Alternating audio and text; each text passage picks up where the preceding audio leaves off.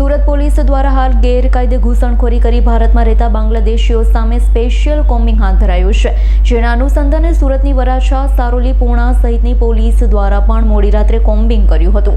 શંકાસ્પદ લાગતા લોકોના ડોક્યુમેન્ટ ચેક કરવાની સાથે તેઓના વતનના ગામના સરપંચને કોલ કરી પણ તપાસ કરવામાં આવી રહી હોવાનું પોલીસે જણાવ્યું હતું। જમ્મુ કાશ્મીરના પહેલગામ ખાતે આતંકીઓ દ્વારા કરાયેલા હુમલાને લઈ દેશભરમાં રોષ છે, ત્યારે સુરત પોલીસે ગેરકાયદે ઘૂસણખોરી કરી સુરતમાં રહી મજૂરી સહિતની રોજગારી મેળવનારાઓ સામે લાલાક કરી છે।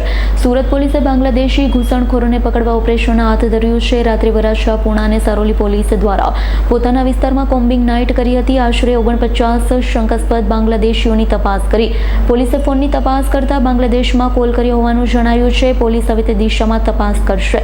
પોલીસે તેમના ડોક્યુમેન્ટની પણ તપાસ કરી વતનના ગામના સરપંચને કોલ કરી બાંગ્લાદેશી છે કે કેમ તે બાબતે તપાસ કરી ઉપરાંત કોલ ડિટેલની પણ તપાસ કરી છે, જેમાં કોઈ નક્કર પુરાવા મળ્યા નથી। તો આ અંગે પોલીસ અધિકારીએ વધુ માહિતી આપી હતી।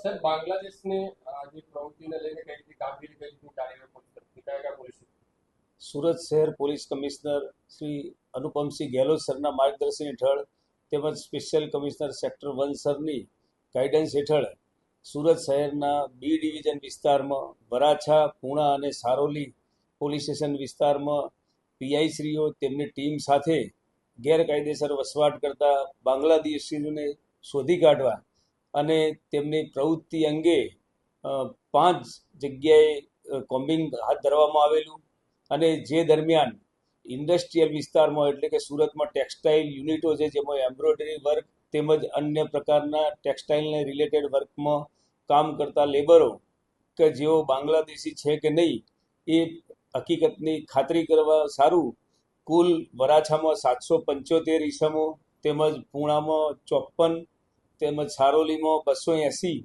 વ્યક્તિઓની તેમના એડ્રેસ પ્રૂફ તેમજ આઈડેન્ટિટી પ્રૂફની ચકાસણી કરવામાં આવેલી અને હાલ પણ માનનીય પોલીસ કમિશનર સાહેબના માર્ગદર્શન હેઠળ આ પ્રકારની ઇન્ડસ્ટ્રીયલ વિસ્તારમાં તેમજ રેસિડેન્શિયલ વિસ્તારમાં ચેકિંગની કામગીરી ચાલુ છે। Bureau report S9 news Surat.